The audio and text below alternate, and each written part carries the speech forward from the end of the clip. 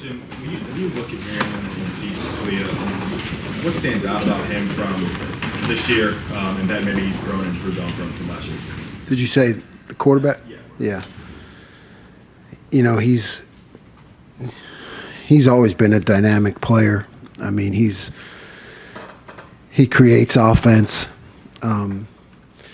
He has a really strong arm. You know, he can make the throws from sideline to sideline. You know, he hurt us with some plays last year. I just think he's a great player, but he's also making good decisions. You know? Getting pressure on him, they've only given up 3 sacks this year. How do you generate pressure for a guy like that? You know, you have to try to keep him off balance. You know, at the same time, it's really got to be a coordinated rush. I mean, because you see multiple instances of guys coming free and he makes them miss. I mean, you know, scot-free. So, really, there's a lot of coordination involved in trying to contain him. It's got to be a big part of the game plan. Second row left, Nathan Barrett, Cleveland.com. You guys, I think the longest touchdown you've allowed so far this year, 2 yards, something like that. Was that? Well, that was obviously a big offseason focus. Is that your biggest, I guess, measurement right now of whether that's been a success, or what else are you seeing from this defense that goes along with that makes these changes worth it? You know, I'm seeing a lot of resiliency. I'm seeing, you know, a get better approach, you know, accountability in mistakes, you know, across the board if they're made. How do we fix them? You know, I just feel like everybody's working together. You know, that's the biggest thing. You know, it's always, what have you done for me lately? You know, that we need to focus on and keep pressing forward. But like, there's enough good things that we can look at and say, hey, look, this was good, you know. And there are enough things that we can fix, you know, to always stay hungry. Last year you used Tommy so relentlessly in the blitz, and you said last time we talked to you about how much you think you're blitzing less than you ever have before. How do you still, I guess, use him as the weapon you want him to be if you're not using him as much in that capacity? Yeah, we're using him more to be, you know, a quarterback on the field. That's really he's become that guy that can see things that I see, you know, think like me, and you know, he can make changes and adjustments on the field. So I don't know, maybe we're using him more for his mind and less for his aggression, but you know, there's still both involved, but he's become really a true quarterback of the defense. Third row, middle, Dan Holt, 11 Warriors. Jim, you guys had some trouble with covering the tight end against Notre Dame. Is there anything you look at coming out of that you need to do better? No, I think those matchups, particularly against a team like that has seemed to always have good tight ends, I think there can always be more adjustments, you know, more ways to focus on it and things to learn. Nothing specifically, but I know that we need to have, you know, even continue to build the arsenal against that kind of tight end. Is there a possibility of moving a guy like Sonny around more when you're going up against a tight end like that? Yeah, I always consider that. You know, you have to balance disguise with doing that. You know, when you move him around, you know, can the offense get a beat on you? You know, are you less? Are you telling more? You know, are you showing more when you do it? But it's definitely a possibility. Far left, Whitney Harding, WCMH. Jim, you already talked about Talia, but they've made it very clear. They want to have 12 explosive plays a game, and they got 9 last week. What do they do as a team that allows them to have those big plays so consistently?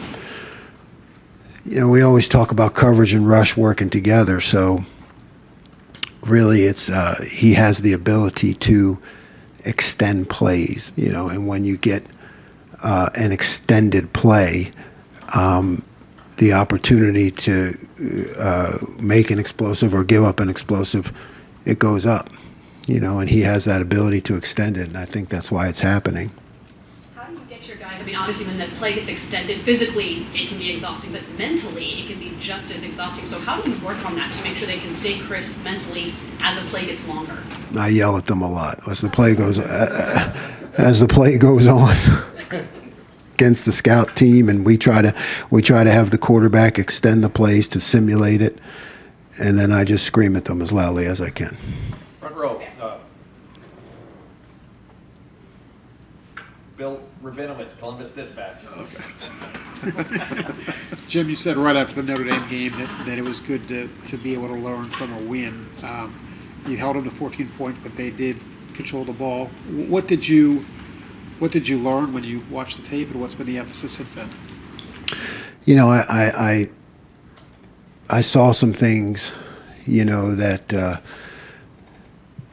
I needed to adjust, I guess you would say. You know, I think that some of those long drives, I could have adjusted better to some of the things they were doing with motioning the tight end, you know, and creating extra gaps. It's just really on me to keep learning and getting better at it. Tyreek seems to have kind of gotten that consistency that everyone's been talking about. Is that what you're seeing? How effective has he been? Yeah, I mean, like he missed some time early, so when you look at reps, you know, they all count, and you go back to camp and things like that. So he's like actually still behind in reps when you look at, you know, most of the time all we do is practice. So it seems to me that the more reps he gets, it's that game shape, and he's able to extend himself, you know, and keep his athletic ability going into the fourth quarter. Dave Biddle, 24/7 Sports.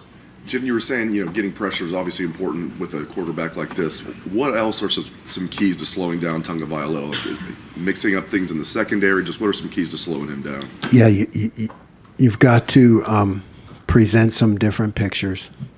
You know, it's kind of like a catch-22. You present different pictures, and he holds the ball longer. You know, so you know it's presenting different pictures, but then having a coordinated rush. You know, it's not like a typical quarterback where you say, hey, let's present some different pictures, get him to hold the ball, and just go after him, you know, mix it up and go after him. Can't do that with him, because if you present different pictures and he holds the ball, you know, now you better be coordinated with your rush. So it is different.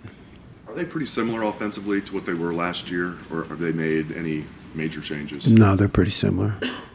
Doug Maurice, the Kings of Columbus. Jim, I think this is right. In the Notre Dame game, JT was on the right side over the left tackle most of the game, almost the entire game. But then he makes the play on the opposite side. He's lined up on knocking down the screen. How does something like that happen? Is there a decision? How did it come to be that he was there at that time? No, I mean, yeah, he knocked down the screen, and he had the TFL, right? He made 2 really, really big plays. No, Coach Johnson has his plan, and he works it beautifully. So that was a situation where you really prefer. I mean, you're on that hash mark. You do prefer JT to be there, you know, against a non-scrambling quarterback, because he's a playmaker a lot of times into the boundary, because he seems to do a lot of good things in there, you know, because he plays the pass sometimes, he drops, you know, he's just a really versatile athlete to have into the boundary there in that situation. And obviously you guys were so good in the first half. You're talking about the 2 drives that they did have. Did you just think that maybe you guys wore down a little bit in that moment? Did you get tired? A No, I little don't bit, think we or- wore down. I think we gave up some bad plays. You know, maybe had a penalty, if I can recall. You know, had some bad plays. You know, and like I said, I think I learned a lot from it too, in terms of adjustments in the running game that we need to make. Front row right, Austin Ward, Rivals, the podcast. Jim, you can find numbers that say that the pressure rate has been better than most throughout the first 4 games, or you could take some and say, well, the sack total is pretty low. They're not getting to the quarterback as much as they might want. If you're evaluating this, what's the metric that's most important to you? Winning third down, winning fourth down, and limiting explosive plays. That's the most important thing. So we seem to be on a good track with that. We want to keep that up. Everybody loves a lot of sacks. So do I. I think when I was younger, I was probably driven more by that. Like, you know, how can we get more sacks, more negative plays? But the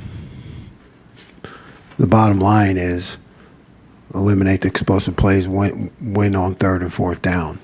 So that's what we got to continue to focus on.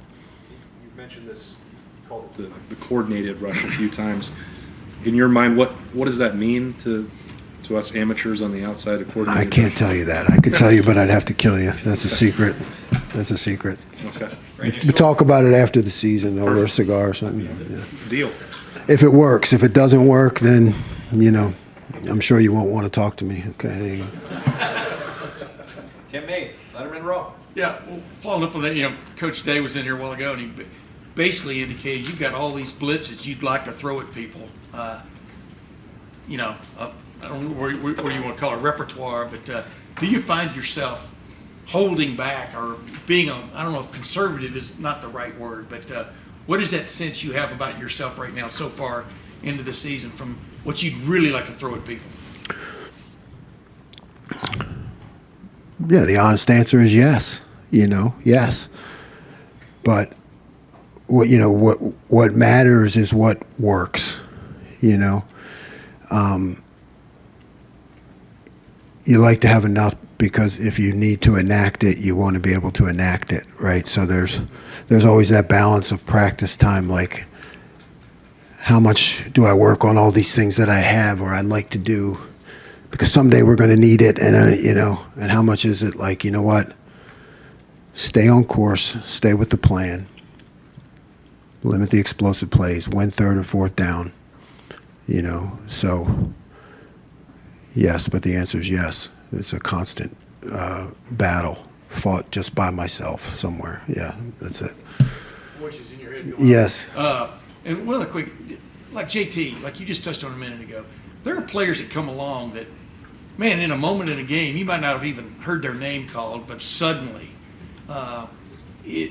what is that like to coach a player, I guess, like that? You know what I mean? Can you count on that? But then a lot of times he comes through. You understand what I'm saying? Yeah. It's Coach Day talks about it all the time. It's that competitive excellence, stepping up in the most important moments, I don't know that you coach that as much as you just have faith in it. He's a guy that has shown to do that, right? And a lot of times it's exactly goes back to your last question. I spent a lot of my career trying to call guys into things, and with a guy like that, you just gotta let him play and just believe that he's going to show up when the moment counts the most. Fourth row middle, Tony Girdman, Buckeye Huddle. Jim, obviously there's only so many hours in a day, but when you're playing against a quarterback that has been around forever, how does your week change? How does that change your week in that preparation? Well, this has been good because we had the bye week, right? So you can get ahead. when you can get ahead, sometimes there's a tendency to put more in, but really it's about coming up with a few things and working them over and over again. So I think the increased repetition when you play a quarterback like this is where you can benefit the most. Steve Hellwagon, 24/7 Sports. Yeah, Coach, you had a package for Cody Simon. Looked like he got in a series or two on each side in place of Chambers, and then they played together for just a few snaps. Just if you can, without giving away too much, just a little bit about how you deployed him, why you deployed him, and he did make a play there on the 4th down. Yeah. Cody has shown some really good things, and he's a great team guy, and he's shown in practice, and he produces in some moments. So I know it's just about me, just like you said, trying to be, I don't know if it's even creative. It's just trying to put him in spots where you can count on him, and so that's just things I look at every week, how to get him on the field. Joey Kaufman, Columbus Dispatch. Jim, I think Notre Dame maybe threw Denzel's way like one time, and when you have a corner who's covering that well, where teams are respecting him in that way, what does that do for a defense? Oh man, it's just it gives everybody confidence. Denzel is really playing at a high level, and when you scheme up the coverages, and you can just count on him and kind of take that out of the equation, it allows you to do some other things, with the other guys. And but it's just it's a great thing for the defense, and I think the team when you got a guy playing like that. As far as in the Notre Dame, the defensive end, you had JT and Jack not coming off the field for any snaps. How unusual that is? What led to that sort of happening in the game? What was just the flow of the game, tight game, 60-something plays? Yeah, all of that. Yeah, it's a tight game. It's a matchup game. It's the plays, the way the game has changed, how many less plays.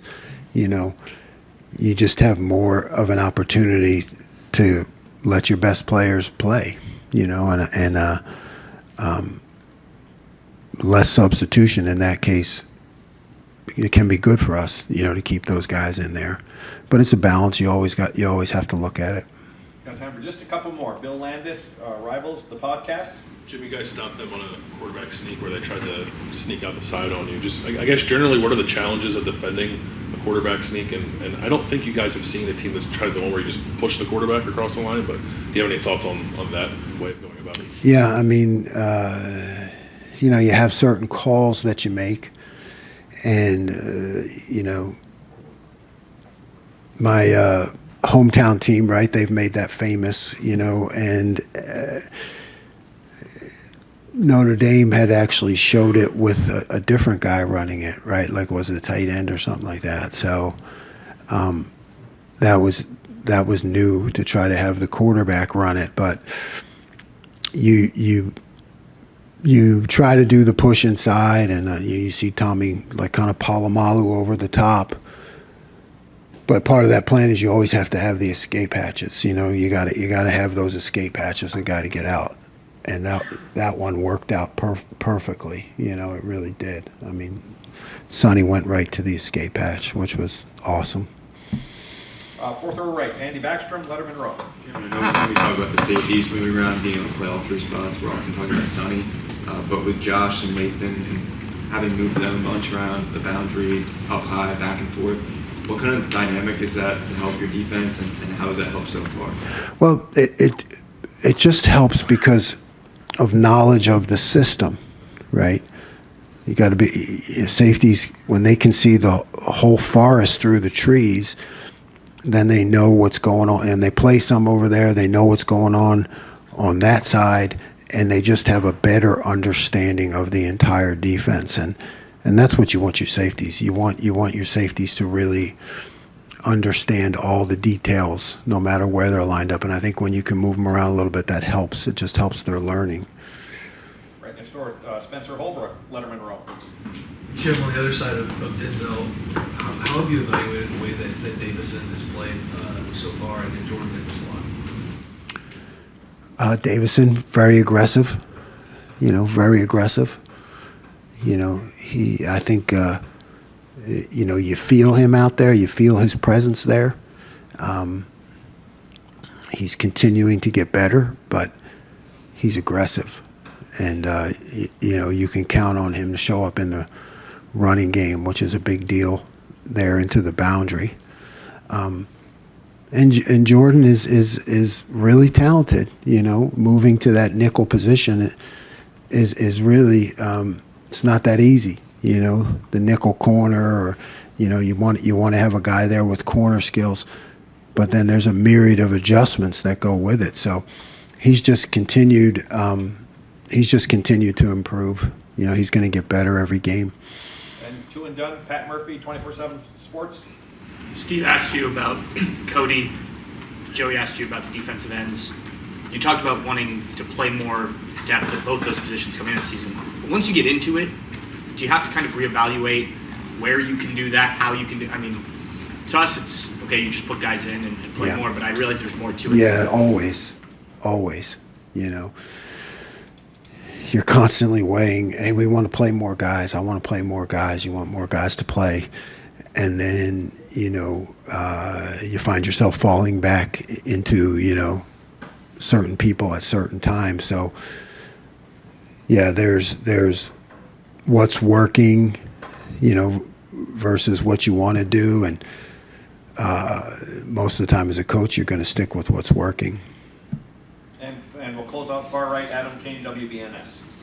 You go through fall camp, the off season, but there's kind of an intangible to when you win a game like that on the road up at Notre Dame. When you look at that locker room afterwards, and I guess throughout the bye week, do you see this kind of defense bonding together more, saying, hey, look, this is all we worked for? Yeah, I mean, that belief amongst players, it's exactly like you talk about in our game. It's all good to talk about, but, until you actually do it on the field, you want to talk a game, you want to envision the game, then it's either you do or you don't. And the more you do, the better you feel and the more you believe. Coach, the answer in the locker room. Nope. Coach, I got one more in. Jeremy Birmingham, Rivals, the podcast. Jim, because Steele and Tommy have been so reliable and so good, whenever they have a game that maybe looks off, I think it stands out to people maybe more than other guys. Was there something specific that Notre Dame was doing that made them look so out of place at times, or is that a consistent issue with the more physical offensive lines getting to them? Yeah, you're right on. They, really good offensive line, and a premier opponent, and they can play better. They both know it, and like I said, it's when you win a game like that, you can learn a lot from it that'll help your growth overall. So it's going to come around again. And they'll be better. Coach, thank you very much. Thanks for this.